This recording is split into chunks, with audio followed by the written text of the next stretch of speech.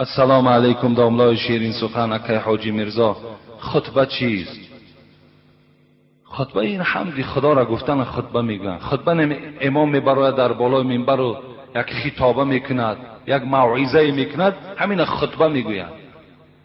خطبه خواندن این از کلمه همون خطابه هست، خطاب کردن است. به خطبه خواندن جایز است. نکاح کردن در اسلامیان که نماز عید را التماس به نهایت ضرور است. نماز عید اگر به خطبه هم که خوانید نماز عید تان درست می شود. اگر باشد سنت از خواندنش. خطبه نماز عید خواندن سنت، خطبه عید که روز جمعه واجب.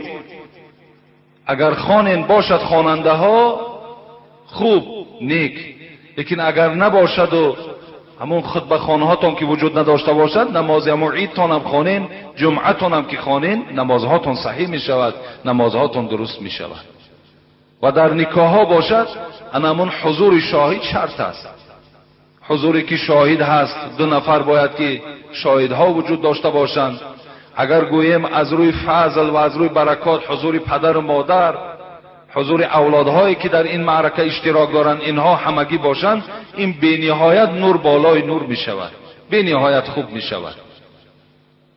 امروز چند کس در من مراجعت کرد که من زن آوردم در خانه به رضایت پدر و مادرش. برای چی؟